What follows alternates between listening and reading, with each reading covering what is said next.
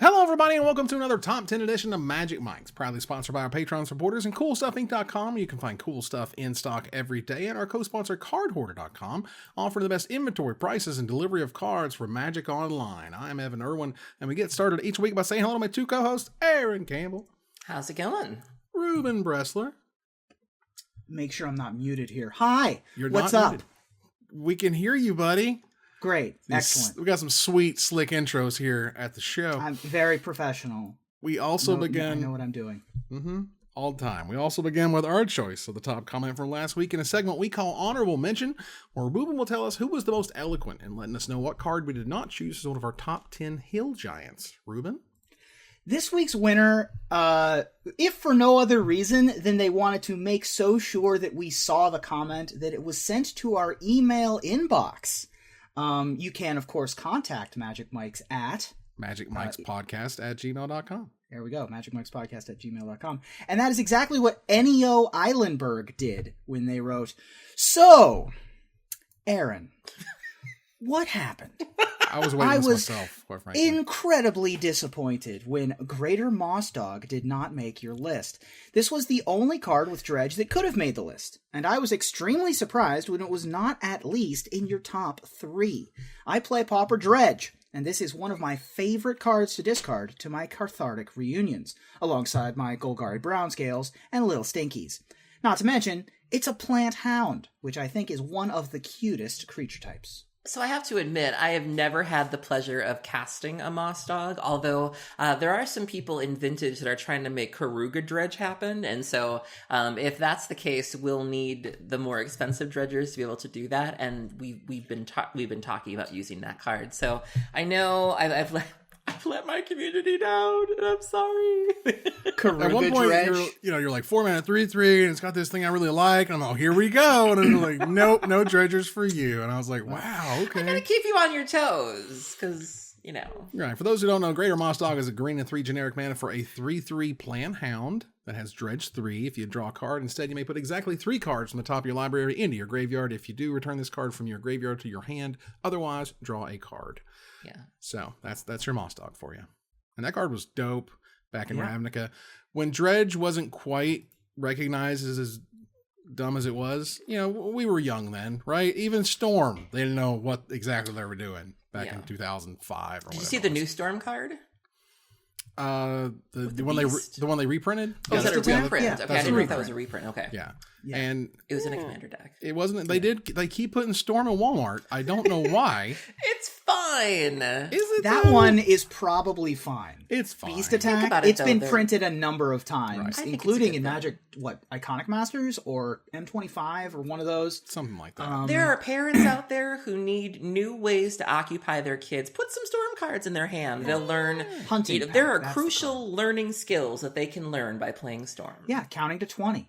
Well, thank Very you so much to Ennio for being a part of the show. Please contact Erin on social media before she blocks you on all of them. I don't even know how to block somebody on Gmail. That's a new challenge. Oh boy. Thanks again to You got to get the CoolStuffInc.com. feds involved on that one. Thanks again to CoolStuffInc.com for sponsoring this giveaway. And stay tuned for our top 10 list this week, and maybe you can win next week's free gift certificate.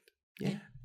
So thanks very much. This week we are talking about bounce spells. Boons? Now, what a bounce spell is, and what a bounce spell means to you, and whether it's okay for a certain card type to be a part of a bounce spell, or where it bounces from, or bounces to, or bounces away from the thing, and bounces back on the battlefield. I don't know. My personal take was that it was a spell that needed to happen, and when it did, Most spells need to happen. With one exception, that when the spells happen, that you get to that you return a creature up to, or that has to include a creature to its owner's hand. So The only thing I didn't include was blinking. Like, I don't have ephemerate on here because technically there's like a return. So I really just looked up return, and then, anything. I didn't pick return to graveyard for once. I really looked for return to hand, but no blinking here. My list is ranked by power level. So, numbers, my first 5 blink a very specific thing, maybe like one thing or 2 things. And then as we start getting up there, bounce.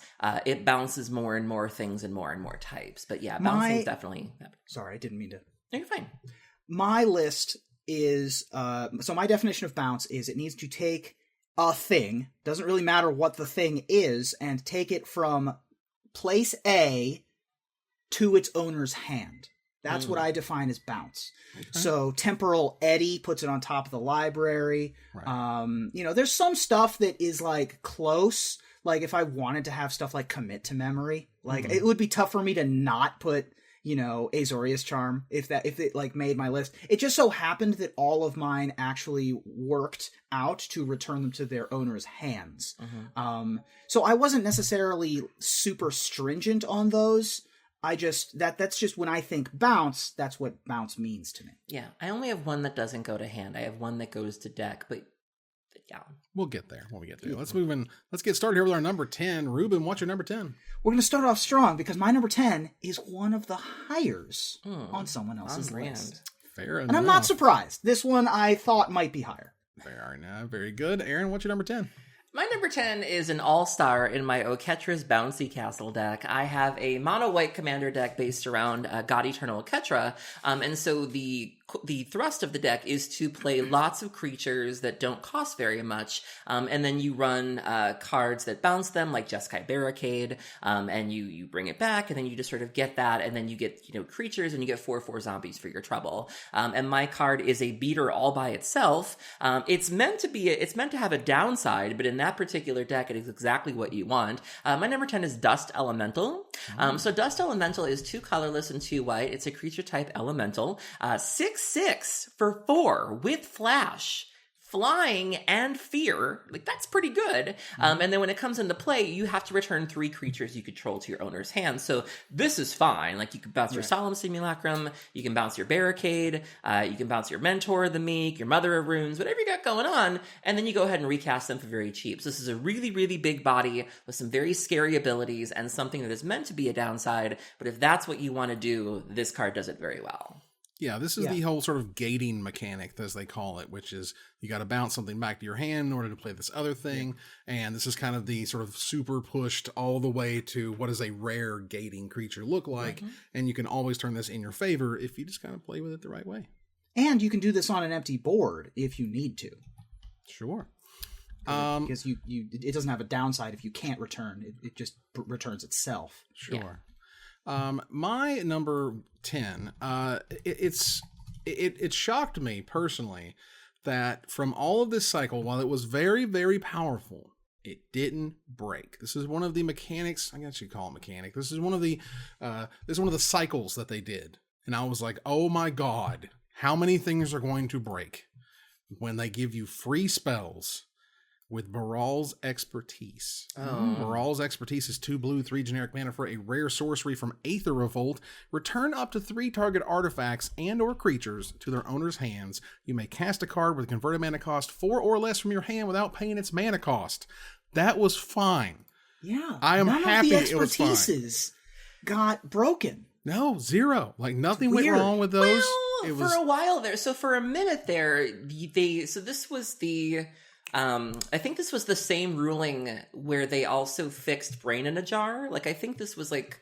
Oh. Because couldn't you manipulate these and, like, chain them? Like, I seem to recall there being some sort of dumb way to, like, break these. I don't recall. I know people were running... Because you were doing Carrie Zev's Expertise into, like, Beck and Call... There was something with like the merge cards and like with Fuse. Yes. Yeah, there was some nonsense there happening. Right, they had to break up. I think the Fuse card. You couldn't get the Fuse, of both cards. Yeah, couldn't fuse them together. Yeah. Okay. But the Expertise cards themselves, again, like I think Rishkar's Expertise is the big winner in Commander so far. But they were all really cool, interesting, powerful, but just didn't break anything. And honestly, I guess Energy was just such a ridiculous force that this stuff really couldn't shine that strong.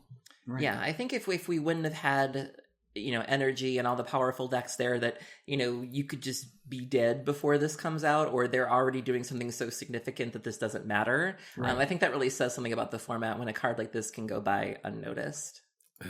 Jeez. Our number 9 here. Ruben, do you have a number 9? I do, and it's not a bounce spell, but it is a bounce card. It is banned in Commander for obvious reasons. It did actually have a Pro Tour win as a part of the Death and Taxes deck that Alan Wu played at the Pro Tour 25th anniversary in Minneapolis, the Team Pro Tour. And of course, it's in the Magic Online Cube. It's long been a all-star standout. It has been reprinted a number of times and still commands quite the price tag. It is Caracas.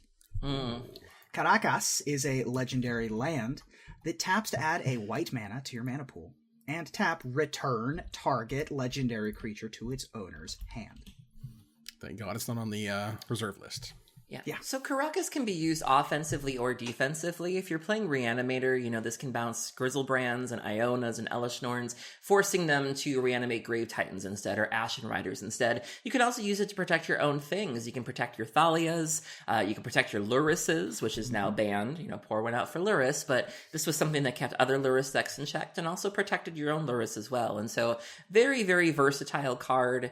And just, you look at it and it just harkens back to like this bygone era. Like you just won't see anything like this anymore. It's also go ahead. I was going to say that this card is why the deck is called Death and Taxes. This card, in combination with an earlier iteration of the deck that ran Mangara of Karandor, which is a time spiral rare, based on where the colon is in Mangara's activated ability, you could activate Mangara, target an opponent's thing, Caracas your Mangara back, and still exile your opponent's spell. Very slow combo, but it would eventually get there because it's inevitable. Death and Taxes. That's right. This card is only like $12. I know. There was a time when the original Legends print was like $200 or $300. Yep. And when they finally reprinted it in Eternal Masters, it was like $100 bill for a long time. But the Ultimate Masters kind of sort of tipped the scale because you only play with one Caracas. You don't really jam a playset of this legendary land in your deck anyway. And that's also an interesting contrast for the recent design philosophies of not having legendary lands. They just don't want you to have that feel bad of, oops, I played my second whatever, and I got to sacrifice one of them, I guess. Or they're just making it a ridiculous drawback. That's a serious drawback if it's a legendary land. Aaron, what's number 9? Well, my number 9 and my number 8 are both higher, and they're my only higher, so I just have to get through this little rough patch right here. Itty bitty patch. I'm just going to bounce for a second. Oh boy. Wow. That was great. We're professionals. Should I ever tell you the story of why I say boons? Boons? Can I tell you for a second? I'll keep it quick. So a couple of years ago, Pro Tour Valencia, Jeremy Desani was doing a deck tech, and he was playing some sort of control deck. And I'll never forget, and it's one of my favorite moments in Magic history, Jeremy's very, very French, and he was saying boons. And so I'll never forget he was doing the deck tech, and he was like, so you get the Snapcaster, and then you boons, and the Cryptic Command, it also has boons. And I was like, boons? And I said, can I just get him on a loop, just saying boons? It just made my whole day. And so to this day, I still I have to say boons the way that Jeremy does. Get the boons. I like it. You got boons it. Well, with my number 9, you can indeed boons it. But here's the power of my number 9. There's a boons option, but there's also other options. In fact, when you have a spell that has a bunch of different options, they call them charms. And when we went back to Ravnica, we showed back up in Gatecrash, Simic Charm was like, hey guys, what's going on? A card that, as I recall, did see some amount of tournament pedigree at one point, because this thing does... It slices. People were trying to make all the charms work when they came back, It's true. Bogles, maybe? Just some sort of ghost pants list? Simic Charm is a green and a blue mana for an uncommon instant that says choose one. Target creature gets +3/+3 until end of turn, so you have giant growth. Permanents you control gain hexproof until end of turn, or return target creature to its owner's hand. So you get not quite, you're overpaying for a little bit of all those effects, but you're getting the ability to choose any of those effects. This seems like something Infect would want, because you have a pump spell, you have, hexproof to protect your creatures, and you also have the way to clear the way for your Infect creatures. I was always surprised this card never took off, because it seems like it has the right things on it. It saw play in Delver for about half a second, because giving your non-basic lands hexproof against Wasteland was interesting. And you could save your stuff from Bolt, and you could get rid of opposing, Dark Depths tokens and things like that. Being 2 mana, a little expensive, but I love the design philosophy of the Gate for Legacy. I mean, it was really I really enjoyed the design philosophy of the Gatecrash charms, where you had on this the blue-green charm, sort of a blue mode, a green mode, and then a blue-green mode. Yeah. Right? And I really liked how they did that. I'm really concerned that in 10 to 15 years, this will be a Simic mana. This card that we look at right here. What? Wow.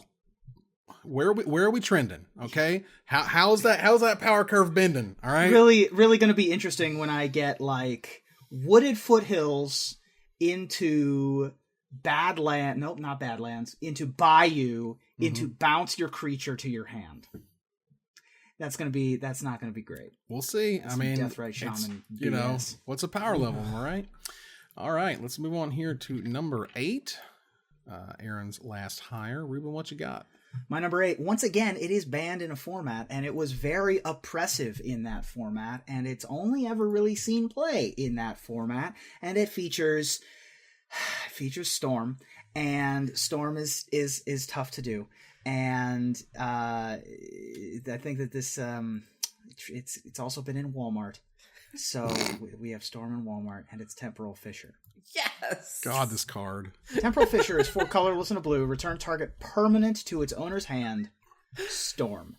This was a huge problem, primarily in, like, Ghostly Flicker, Mnemonic Wall, Tron decks of the format, where you made a loop with Ghostly Flicker and one of the prisms. Right, Mnemonic Wall, one of the prisms. The point is you make infinite mana as you loop this so many times, and then you just Temporal Fissure at some point their entire board away. That sounds hilarious. Oh, I have done it. It's horrendous. Band and Pauper, wow. Yep, yeah, Band and Pauper. Usually what happens... Because it's a storm spell. Every storm spell is gonna get banned in a format in which it's legal. Every single one. It's busted, and it's weird to say that it's busted, but like I'm telling you, people just concede. You know, I play it, storm trigger on the stack, so and so has conceded. That's how it went every single time. Oh man, no one wants to play. Days. Yeah, turn 7 or whatever, reset everything. Like what? Except I keep everything. You reset everything. Yeah, card is dumb. Card is insane.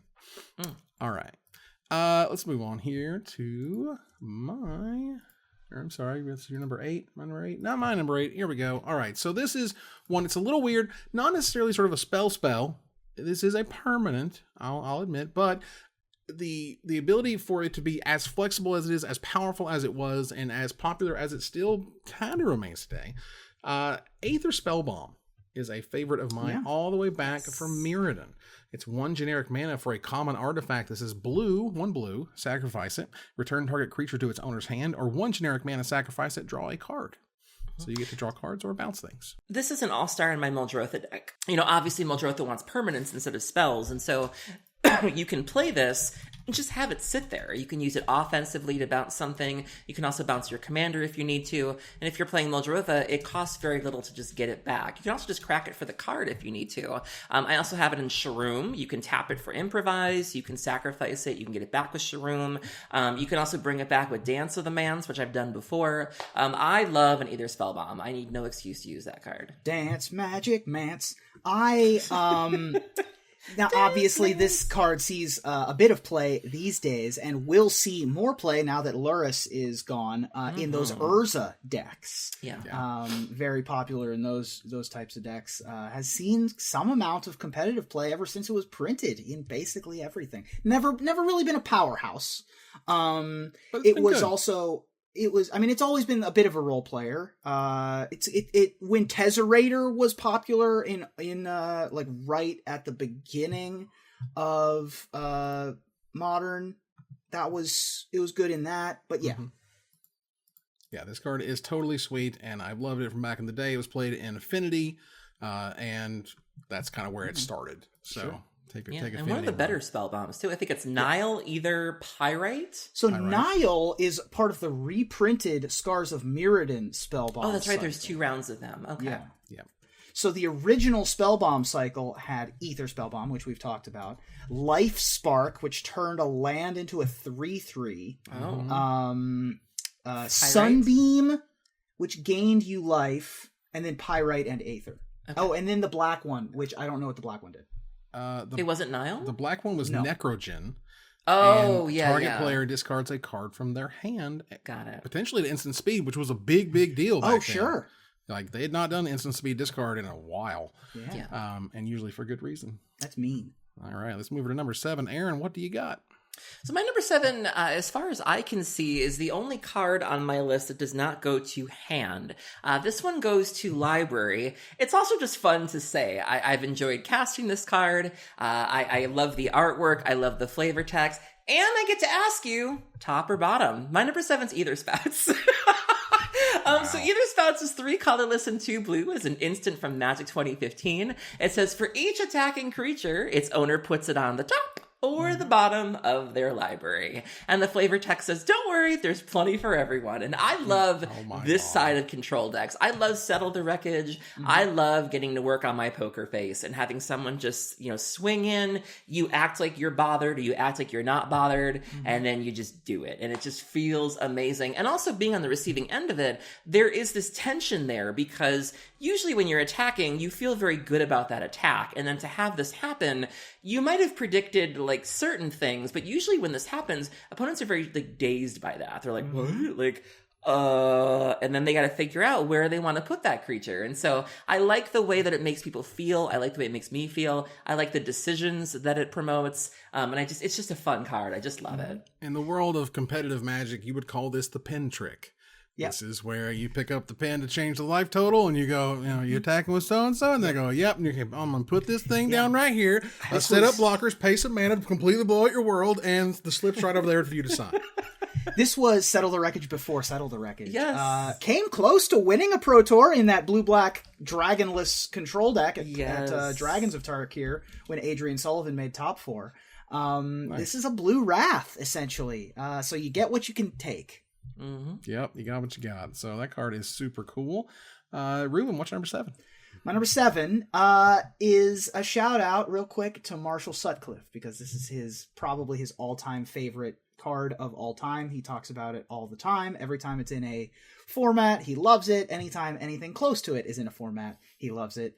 And people have loved it ever since it was originally printed back in Visions. It's Mana War. Oh. Mana War's great. Mana War, originally from Visions, then later in Portal and Starter 1999, among other printings, is a 2/2 jellyfish for 2 colorless and a blue. When Mana War enters the battlefield, return target creature to its owner's hand. That's it. That's all. It's been a part of a bunch of really powerful decks in the past, including Black 5, which won Worlds in 1997 in the hands of Jakob Slemmer. It was also part of the Alurin deck when Alurin first sort of was making a splash on the scene. And then Mono Blue Fish, of course, was, this is part of the fish of Mono Blue Fish. When I think of this card, I always think of that flavor text of beauty to the eye does not always translate to the touch. That's what stays with me more than anything. Mana War as a card from when I was playing back in the day. All right. The Mana War and Necrotal were the big, like, oh my God, they can put spells on creatures. Yep. Like, this was unheard of. No one ever, like, this power level. Let me tell you, this is how respected this ridiculous card was. It was not until Magic 2019 did Wizards create a functional reprint of this card. They did 4 mana versions. They did 2 blue and a generic version for M11 for Aether Adept. They've given you cost reductions on the Academy Journey Mage. They've tried 8 different ways to make this 3 mana, but you got to earn it or work for it or whatever. Yep. No. They finally gave it to us in M19, which came out in 2018. It's been quite a minute. It's been about 20 years for that power level to reach the level it was already in Visions. This card is not the end-all be-all of power level. It is a fun, interesting, super cool card. I love it in Limited. I love that it's basically unplayable and constructed, and that's totally okay. Yeah, cool. Give me all the Mana Wars and sets. I love them. Yep. They're great. But it just blew my mind. I'm just like, it took till 2018 rather, to get that power level back where it was. Well, there was a power level a long time ago, and it involved just giving you everything for free. I don't know why they kept doing that. And, these days, and I think the best way I've seen it put is that they keep doubling your mana, Fires of Invention doubles your mana. Yeah, Wilderness Reclamation doubles your mana. Nissa literally doubles your mana on the card. It says it there. So they keep doing that, which gives you so much mana to do so many busted things, because back in the day they just said, look, maybe you just want to bounce a target creature to its owner's hand and then just untap 2 lands. Just get it for free. Just play Snap, because you can play Snap. Snap's 100% free. It's like Crackle and Pop, but the first thing you do is pay a blue and a generic mana for a common instant originally from Urza's Legacy that you return target creature to its owner's hand. You untap 2 lands. I'm sorry, up to 2 lands, because you might just untap 1 and be like, I'm done. I'm done for the day. I'm tired. That's enough lands. God. Card is ridiculous, and that is free. It is just free. Can't be free. You can't be free. That is absolutely accurate. Legal in all the formats. That's good. Yeah. I've played versions of when Snapcaster Mage first came out. It's called Snapcaster Mage. You have to cast Snap with Snapcaster Mage. So I played a version of High Tide that was just like play High Tide, play Snapcaster Mage, flashback High Tide, play Snap, untap 2 lands that now tap for 3 each. Play another Snap, play another Snapcaster, snap, snap, snap, snap, snap. Right? I was snapping more times than a West Side Story musical.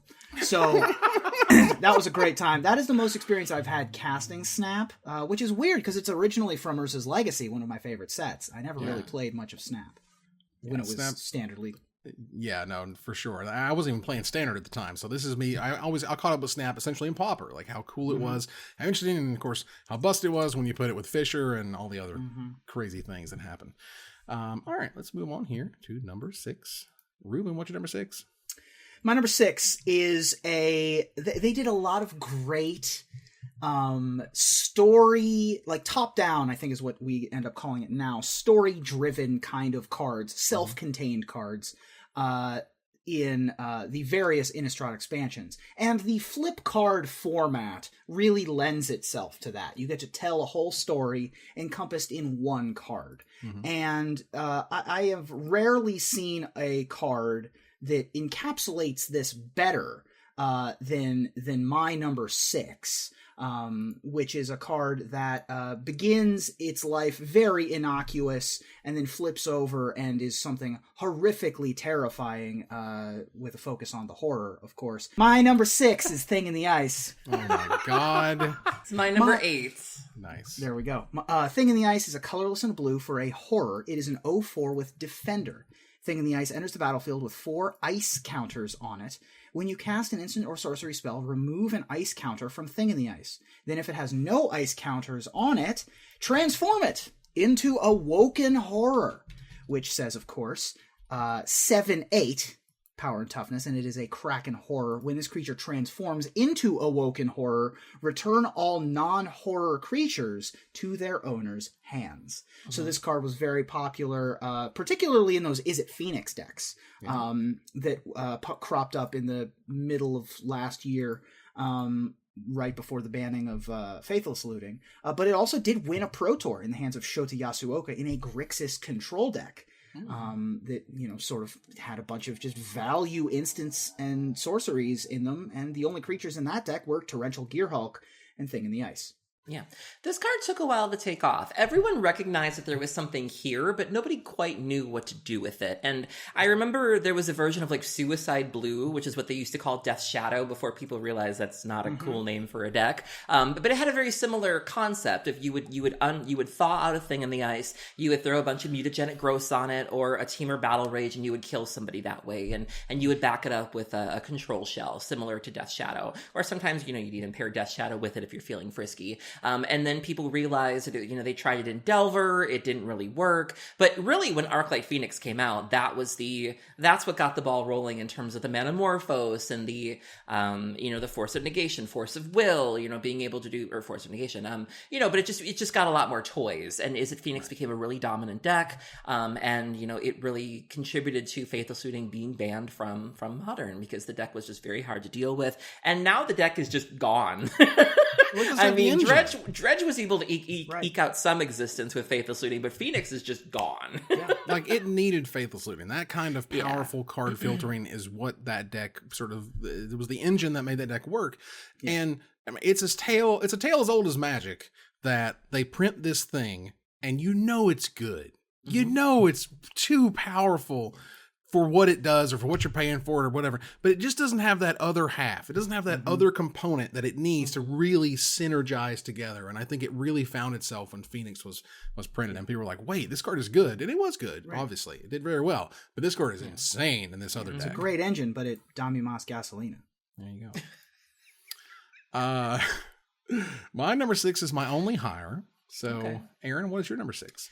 I will never forget where I was when this card really busted out. It was Reed Duke.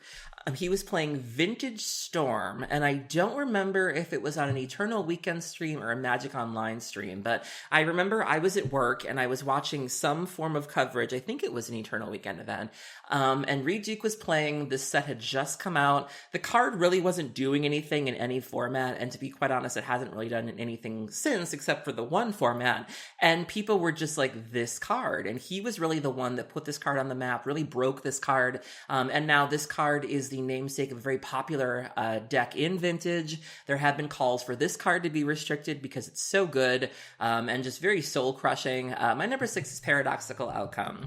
So Paradoxical Outcome is 3 colorless and a blue. It is an instant from Kaladesh. It says, return any number of target non-land, non-token permanents you control to their owner's hands, and then draw a card for each card returned to your hand this way.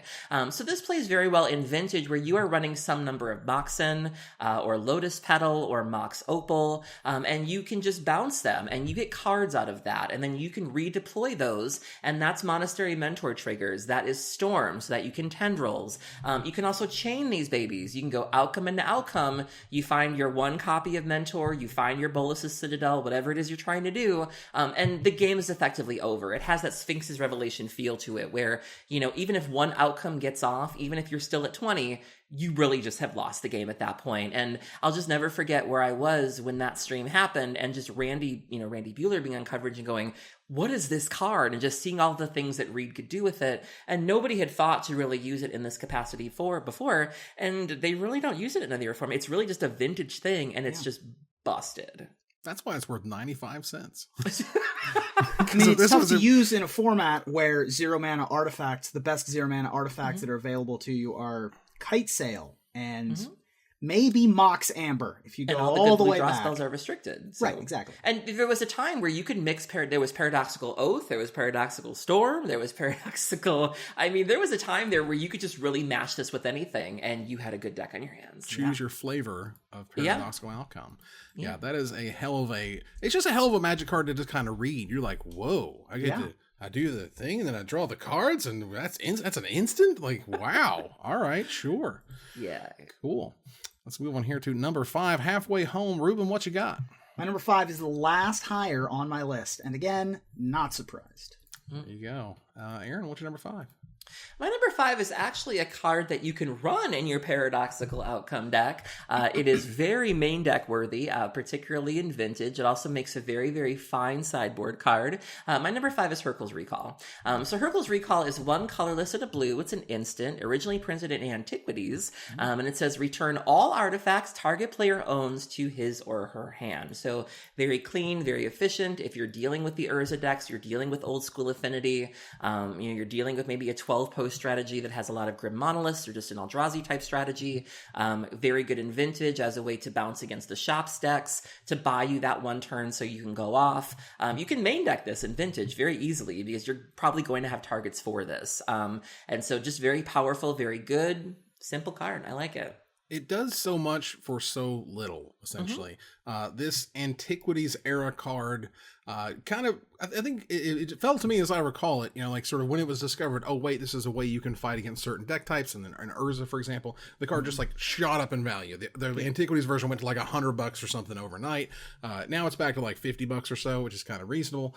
But either way, this type of effect for just 2 mana is pretty terrific. Use it on yourself to get more Storm. Like I said, it does a reasonable impression of an outcome if you need it to. It's true. And this is the one card that has ever been banned or restricted in any format. And oh, by the way, it was both banned and restricted. Banned in Legacy, restricted in Vintage for 4 years at the beginning of its lifespan in the early 2000s, late 90s. This is the only one of those that has any history of being banned that's not in my top 10. So I'm glad that it got included here. It's also most recently been famous because turns out when you turn your artifacts into 3/3 elks, they aren't artifacts anymore. And so there's a famous clip of a trio of elks crashing into the red zone that look like artifacts, not artifacts. And then Ervils Recall. Yeah, it was pretty bad. Yeah, it's unfortunate. Moving on here to my number 5. My number 5 is the functional is the OG version that was later showing up in Dominaria, because I just love, there's just something beautiful about 2 mana, bounce or whatever, but 4 mana, do that and draw a card. Into the Royal, originally from Zendikar, is my number 5. It is a blue and a generic mana. It is a common instant. It has a kicker of a blue and a generic mana, so you may pay an additional blue and a generic mana as you cast this spell. Return target non-land permanent to its owner's hand. If this spell was kicked, draw a card. That's what it does. And it's beautiful and it's wonderful, and I love any version of this type of card. Any print. I'll take it. Blink of an eye, one way or another. Yep, card's great.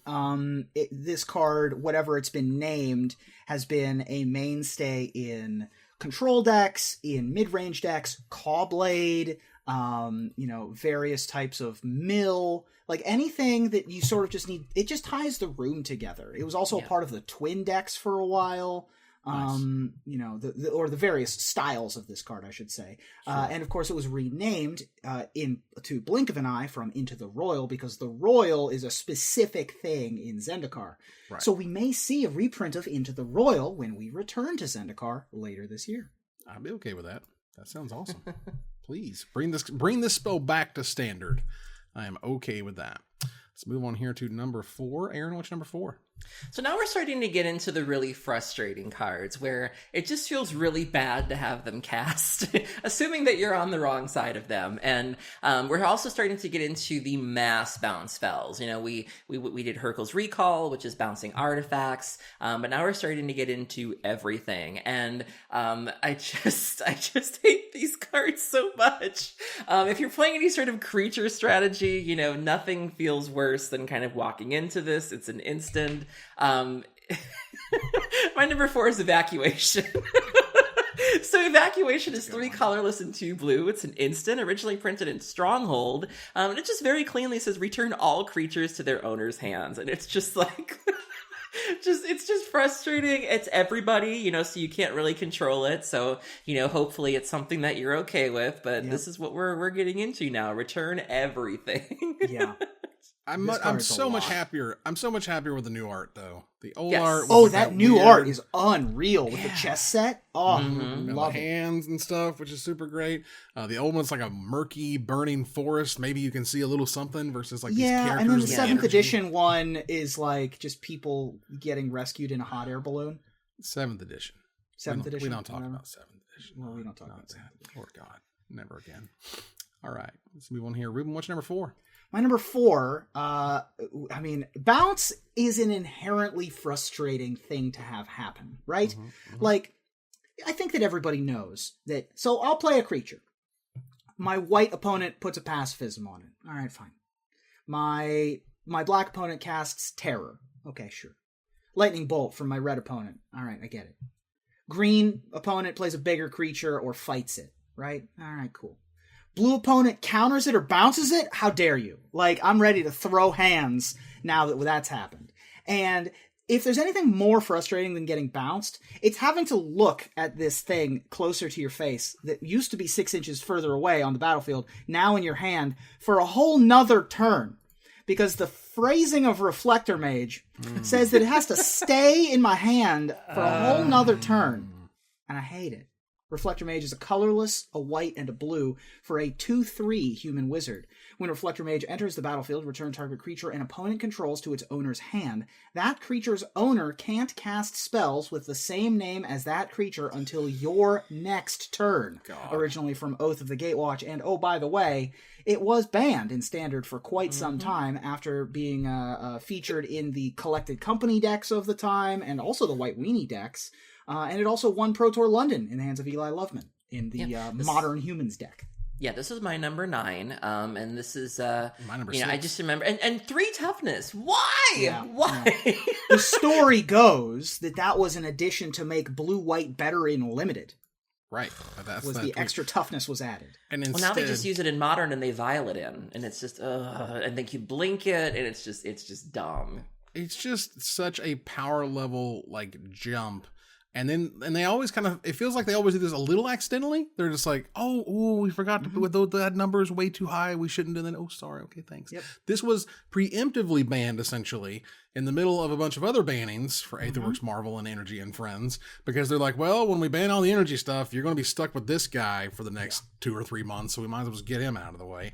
Oath of the Gatewatch was a burning dumpster fire. Okay, it is arguably the worst set of the last 10 years. It was a piece of garbage. It was terrible to draft. It stunk and constructed. Standard was just like a scorching ruin. It was awful. And so seeing stuff like this, 10 years is a bit much, because 10 years is a long time. Because less than 10 years ago, Born of the Gods happened, and also is it not long enough? Essentially, is what you're saying? No, I'm saying it was too it's bad. I would say last 5 years, yes. But I'm saying Born of the Gods and Dragon's Maze are probably worse. They fight. They're fighting because part of the Oath of the Gatewatch wasn't just it had crappy cards, which was Dragon's Maze's problem. Right. It was just bad design. It just had a bunch of weird bad. It was either busted, or it was stupid, or it was confusing, and it tried to use the Exile Zone and stuff, and nothing had color, but sometimes it had color. God, it was just a hot mess. And we went back to Zendikar and got nothing about what was excited us. It is a case of stoppable force versus movable object when you're looking at the worst cases of set design of all time. But it's frustrating. It's too bad. Speaking of frustrating, let me tell you, segue. What are you looking at me when you say that? I'm not doing that. You're frustrating. You're a frustrating person. I wish that you would bounce. Goodness gracious. Look. This is Ethan talking, not me. I was trying to... All right. This is a card that is an OG. I loved this card back in the day. And I loved it because it was just too good. It was too powerful. This is exactly the type of card that Wizards will not, under any circumstance, print these days. This is a card that is spell-focused. 100% spell focus isn't a creature or anything. This is a card that creates a repetitive game state, a repetitive play pattern, as it were.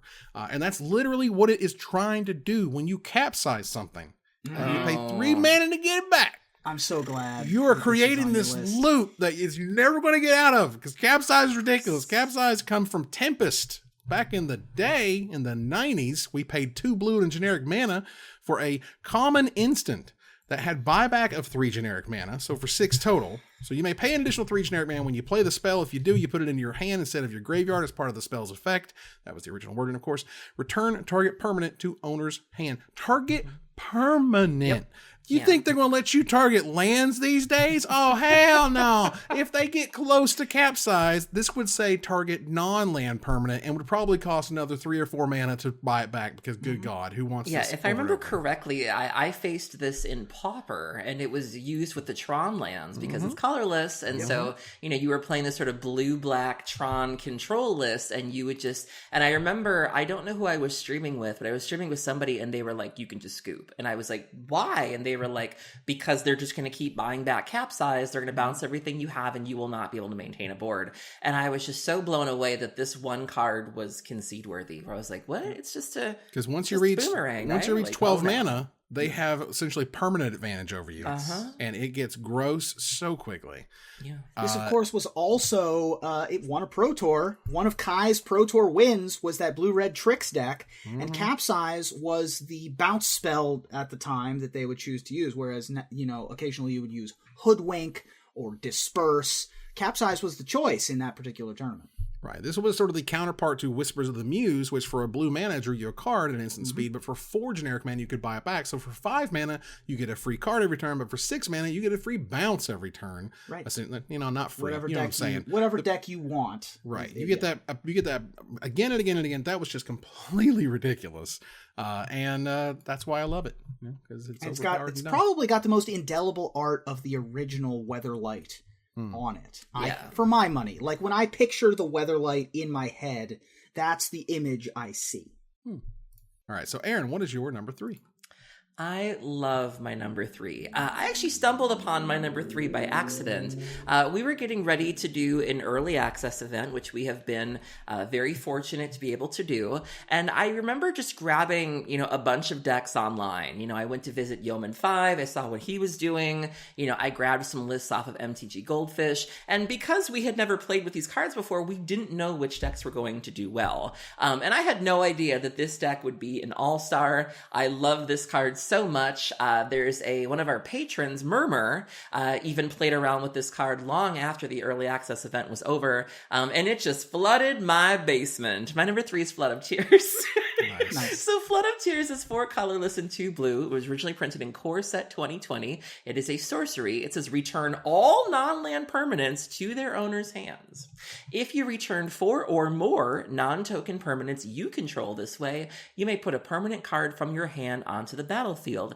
At the time, Omniscience was legal and standard. So you would bounce everything. Look to God. Omniscience. And just redeploy it. And you could also form this really wonky loop with like Nissa and Tameo to where you could eventually, you'd bring in Drawn from Dreams, you would make all your creatures lands, and then you would just kill them. And this card just brought me so much joy. I can only imagine how soul-crushing it feels to have it, used against you and not being able to take advantage of it. But there's nothing better than just whoop. There are a few things, like when you're sort of a veteran Magic player, you've been around a while, you've seen them come and go, sets in and out, ideas in and out. When you get to see and really appreciate those 3 months where Wizards is like, we're going to print something really stupid together. Yeah. Sometimes it breaks and you have Scape Shift and Field of the Dead. But sometimes it's just absolutely hilarious and it's just a hug from Jesus. And that is Omniscience with Flood of Tears. Flood that basement. Really good. This was Magic toying around with 2 really broken things. One card, which maybe someone has it in their top 3, Upheaval, which this kind of does, and Show and Tell, which is definitely busted. Yeah. This is sort of a weird love child of the 2 of those, and it didn't really break anything, but yes, it absolutely was hilarious and gives you the broken giggles, and led, of course, to the Magic Mike's now trademarked and all rights reserved phrase, flooding the basement. Yeah, that's right. Yeah, I just, just pump that Rancor while Infect is in standard. Just pump it right in my veins, right? Just or pump it right in. Get Arbor Elf and Elvish Mystic at the same time, like just to see what would happen for 3 months. Yeah, let's give them the good toys, right? Let's give them the Sorin Planeswalker that works perfectly with vampires. I like the old rotation. Now that I've had both, now that I've had this, where we've had these cards for 18 months in current standard as of this recording in May of 2020. As opposed to like the old rotation, which was just a year. That didn't last long. That didn't last long, but I like that one better, I think. I do too, but everyone freaked out, so whatever. Yeah. Everyone was worried about their cards losing value too quickly, but they didn't factor in the fact that you just get them all banned. So, or that Pioneer would become this guy right or here. The Pioneer would happen, Exactly. Ruben, what's number 3? My number 3 harkens back to the heyday of the Magic Show, Pro Tour Valencia 2007, whom, if you want, you can go sit on Grandpappy's lap and Evan Irwin will wax poetic about all of those. I'd rather not. I'm not ready to be a mother. That convention center's basement was also flooded at that event. That thing was flooded. But among other things that happened at that event, there were a ton of cool decks that popped out of that extended tournament. At the time, I was rooting for Enduring Ideal to win with Andre Mueller in the finals, but ran into a deck called Chase Rare Control, played by a 17-year-old Remy Fortier, that was essentially just all of the good cards in a deck together. Pretty good. It had 4 Dark Confidants. It had 4 Tarmogoyfs. It had a bunch of Trinket Mages to be able to go get Engineered Explosives and Sensei's Divining Tops. And then it had 2 copies of a recently printed Magic card named Venser Shaper Savant. Venser did not stop being good at that tournament. It kept on being good. Venser, originally from Future Sight, later printed in From the Vault 20, because it's so iconic, and then later Modern Masters, is a 2/2 for 2 colorless blue legendary creature human wizard with flash. When Venser Shaper Savant enters the battlefield, return target spell or permanent to its owner's hand. Any spell or permanent. That is interesting, and especially on the last turn of that finals of that Pro Tour, with a Boseiju Who Shelters All in play, Andre Mueller cast the namesake Enduring Ideal. Couldn't be countered. But Venser doesn't say counter. Venser says return. And so that 7-mana uncounterable sorcery went right back into Andre's hand, and that was that. That was how it ended. It was pretty incredible. I've told plenty of stories about Pro Tour Valencia in 2007. It was an incredible event.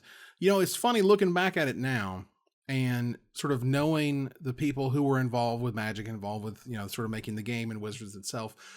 There was a feeling that it took me a very long time to realize it. There was definitely a feeling at the time of like, who is this Evan guy? Right? There was this guy who just like makes videos out of nowhere. He won this contest, so he's being flown across the ocean. They didn't know what to say to me, what not to say to me. Like, was I going to like make them look bad if they, you know, mess something up or whatever? It's kind of this feeling of like, what is this weird new medium? And how do we have to sort of fit into it, which was really interesting, sort of looking back. And Pro Tour Valencia is one of my favorite shows that I ever produced. Feel free to go back and check it out. It's rough around the edges, but I think you can see the charm in it, and I had a lot of fun with it. It was really sweet. And of course, Venser continued to be popular in makeshift mannequin decks, Revelark decks, basically anything. Speaking of basic, now you can call me basic if you'd like, right? You can call me the basicy of basicists.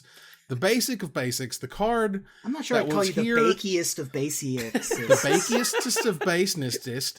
Yes. Instead, I gotta bring it all the way back. You're gonna take top 5. We're gonna be in top 5 bounce spells. You're gonna get taken all the way back to alpha. All right. You're gonna be saying, look, I know it's not the craziest, sexiest thing in the whole world, but there are foundations to this game, by God, and Unsummon is in that foundation, rocked into the concrete.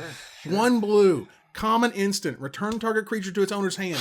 That's just beautiful, fantastic magic. We're going to talk about 2 more awesome spells, but let me tell you, this was definitely one of the things I thought was like automatically my number 1, but I moved it a little bit. But like Unsummon is a hell of a magic card. We talk about Unsummon effects, like that's how indelible it is. It's part of the language, you know. Right. I don't know if we're past the point where someone's going to talk about Vapor Snag or other, you know, 1-mana creature bounce things. But those are Unsummon effects. Mana War is an Unsummon, right? Like, so you do have these. You got to respect your roots, you know. Right. You got to kowtow to your elders, and Unsummon is on there. Absolutely. Let's move on here to number 2. Aaron, what's number 2? I actually share my number 2 with somebody. Ooh. So is that Ruby? Is that you? Oh, no. Oh, no. Out of all the bounce spells and all the land, Aaron and I agree on our number 2.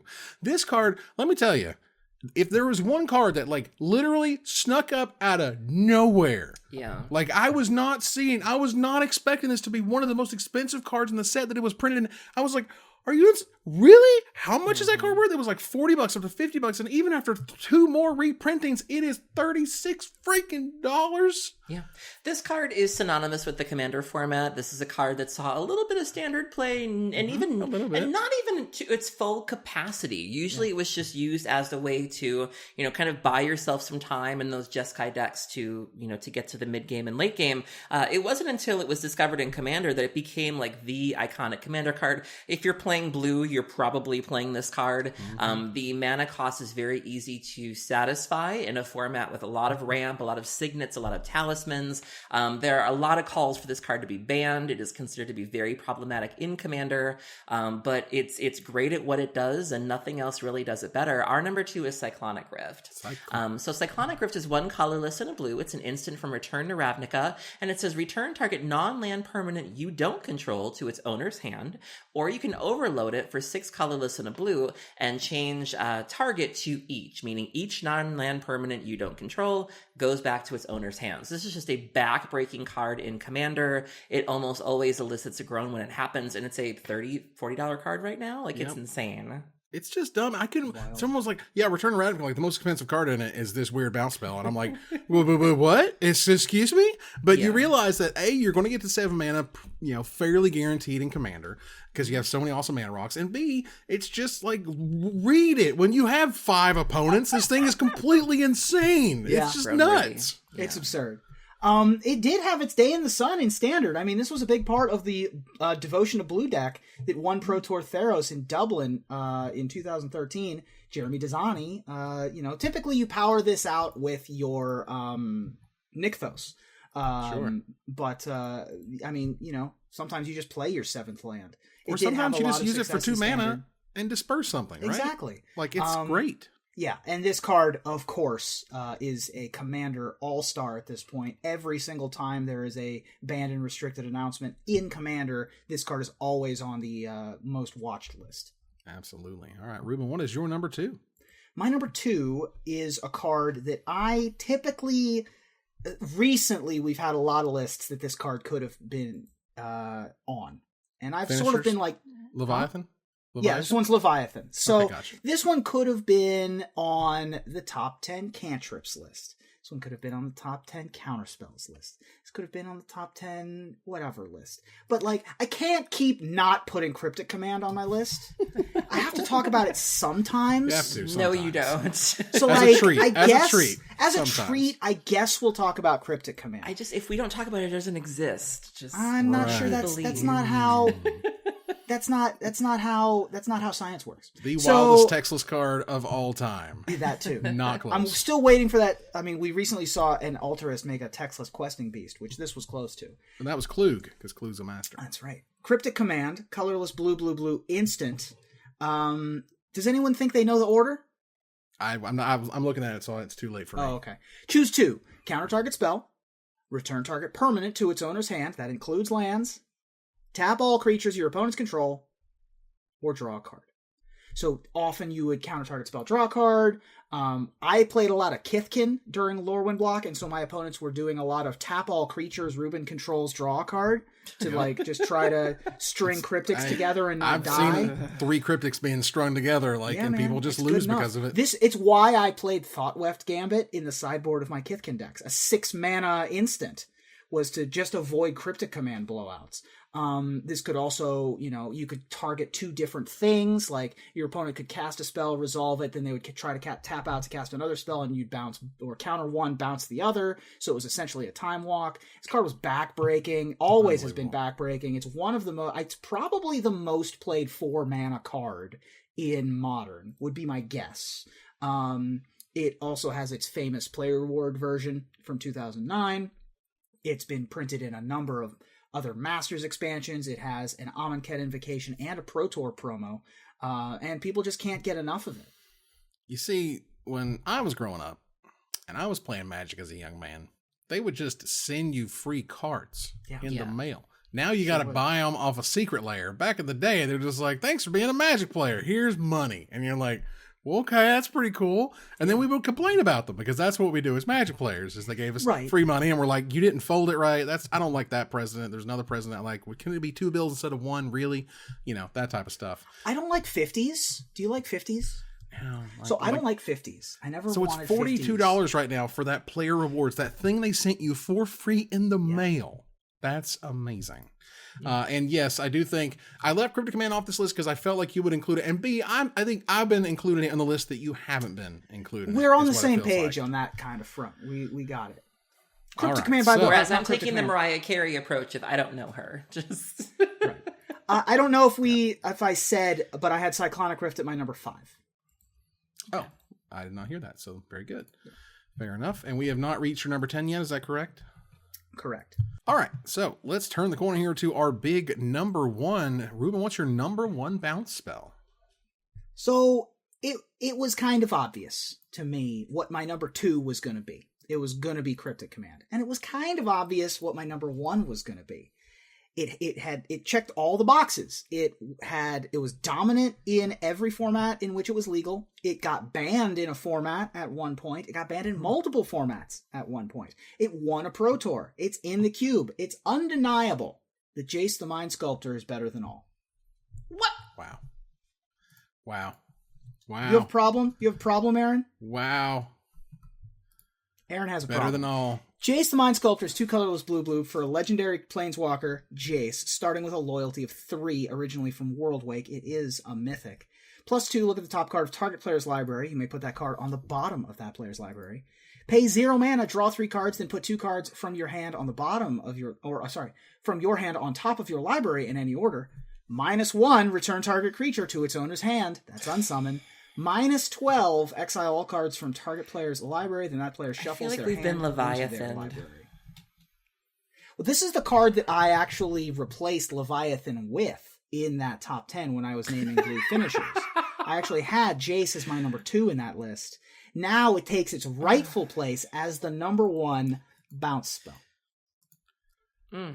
Yeah, okay. This card is just so ridiculous. Let me tell you, this card came out at the beginning of 2010, and Jace the Mind Sculptor, it ran Magic culture. It ran Magic culture for about 6 or 7 years. Literally, the world began and ended with Jace the freaking Mind Sculptor in some fashion, whether it destroys Standard, whether they're scared as hell about it, whether they finally unban it and nothing really happens. Like, it was nuts. Whether like, Patrick Chapin comes out with a rap song about it. You don't get a lot of rap songs about Magic cards, but we got one about this guy. I'm not hearing a ton of rap songs about Cyclonic Rift. Yet.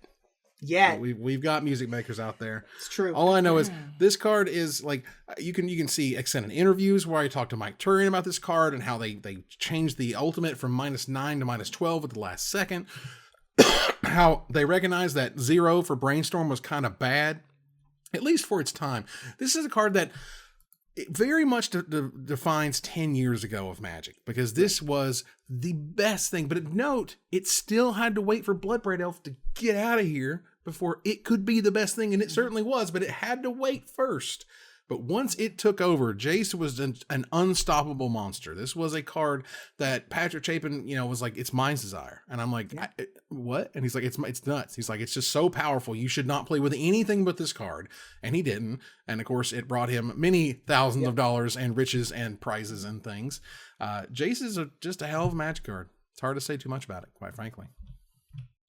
Aaron's still blocking me. Says still 0. She's currently blocking you right now. Aaron's not about Aaron. Evan, it's not a bounce spell, right? Back me up here. It's a little. It's okay. I'll let him have it as a treat. I thought we had rules. The rules you set up yourself. So by his rules, it's his bounce spell. Aaron, what's number 1? All right. So for an actual bounce spell, my number 1 is infuriating. I can't imagine a reason why this card exists. I feel like I've seen it in the cube. I can't. I hate it so much. I just look back on it and I'm like, why? I don't understand. If you think Cyclonic Rift is bad, if you think Evacuation is bad, if you think Ervils Recall is bad, wait till you get upheavaled. My number 1 is Upheaval. Yep. So Upheaval is 4 colorless and 2 blue. It was originally printed in Odyssey. It is a sorcery. Return all permanents to their owner's hands. We don't discriminate here. It's lands, it's planeswalkers, it's artifacts, it's enchantments. Out! And it just feels terrible. It's just Bandit Commander, because obviously if you can afford to cast a Cyclonic Rift, you can also cast an Upheaval. And if you think Cyclonic Rift is table flip worthy, Upheaval is just an infuriating card. Yeah, pick up all the cards next time. See how much you feel. Everything. It's just like 52 card pickup for sure.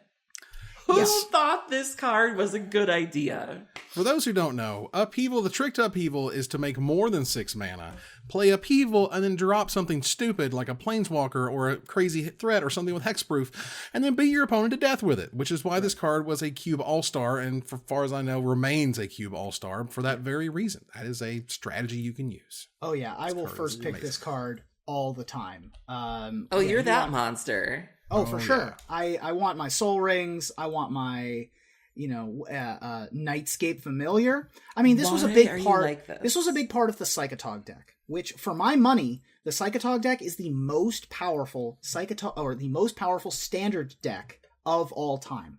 Compared to what it was up against, I feel like Psychotog could just always win. More than full power Caw-Blade. I mean, it's close. And honestly, Yorion Luca is close too. But I think that this deck, like, you just played the same game every game. and it was unbeatable every time. It was just one upheaval after another. I'm very glad this is on one of our lists, and I'll take it at number one. So, Ruben, I'll take it that this is your number 10. It is my number 10. This is Upheaval is your number 10? No. Or my number 1 is your number 1 is my number 10. My number 1 is his number 10. That's a bit of a rift, a cyclonic rift, if you will. Oh boy. But the rift in and of itself is between two effects. Now, look, if Unsummon was there in number 3 and Cyclonic Rift was up there because it runs Commander in many ways if you're playing anything with blue in it, this card is quintessential bounce to me for a few reasons. One, it's a great mana cost. 2, it's a card that Wizards is never going to reprint again. They do not like this effect at 2 mana, let alone 3 mana, honestly. But the idea that you say, look, you're going to pay some mana, you're going to bounce a thing, you're going to boomerang that thing. My number 1 is Boomerang. Boomerang is two blue mana for a common instant directly from Legends. Yeah. Was not an alpha, was in Legends. It is a 2 blue instant that says return target permanent to its owner's hand. And yes, did I play the Crescent, what's that guy again? The Kami of the Crescent Moon. Yeah. I played the Kami of the Crescent Moon deck with 4 boomerangs and a bunch of other bounce. It was absolutely ridiculous. Into Eye to Nowhere. You're talking about Ebony Owl Netsuke and the Owling Mine deck? Yes, it's so good. It was one of the weirdest standard decks of all time. Owling Mine, Google it for yourself. It was absolutely hilarious. It was weird. It was crazy. And there were certain decks at the time, like for example, at the time that they played like 8 dragons, and that's how they won the game. Well, you're trying to play 6 mana spells, and I'm bouncing your land on turn 2. I'm going to win that game because just through the tempo, it was just beautiful. It was raw tempo at its most, I don't know, at its most pure. It was, it was just straight brutal. You just couldn't get around it. It was crazy nuts. I once won a tournament. I had to play the finals. There were 3 boxes, and I was like, look, I'm going to get 2 of those boxes because this deck will beat your deck every time, and I got stuff to do. I just don't want to sit down and beat you to death for 40 minutes. I just want to go home. So that's what we did. Nice. Yeah. Decade before that, Boomerang was a big part of a combo with another 2 mana permanent, Stasis, in a very powerful standard deck. This was a great way to make your opponent stay tapped out. Then before your turn, at your opponent's end step, my 3 favorite words, at your end step, you would Boomerang your own Stasis back to your hand, untap all your permanents, not sacrifice anything, not worry about anything, play it again, and your opponent was still tapped out. That's right. That was a hell of a deck back in the day. Hell of a list. All 3 lists have lots of fun cards. You'll see them on the screen right now for your review. Take a look at my list, Aaron's list, Ruben's top 10, and we want to hear from you about card we did not talk about, and we'll select our favorite to win a $50 gift certificate to CoolStuffInc.com. But before we go, I want to thank my co-host. Thank you, Aaron. It is time to bounce. Bouncy bounce. The bounce. Thank you, Ruben. It is time to bounce. We got to get out of here. Yeah. We got to get out of here. Bounce at me, bounce at me. Move to their final slide here. I want to thank our sponsor, CoolStuffInc.com, our co-sponsor, CardHoarder.com, my co-hosts, Aaron Camel and Ruben Bressler. You guys for watching or listening. I hope you support us at Patreon.com/MagicMikes. Follow, like, tweet, favorite, share, subscribe to everything social that tells people we exist. Catch us online on Twitch TV at Magic Mikes, on Twitter at Magic Mikes Cast, our Magic Mikes subreddit, and like the Magic Mikes page on Facebook. Talk to us privately at MagicMikesPodcast@gmail.com. Follow the audio-only podcast at MagicMikesPodcast.libsyn.com, or find us on iTunes and Spotify, or join us here next week. Same time, same place, for another episode of Magic Mikes. Good night, everybody.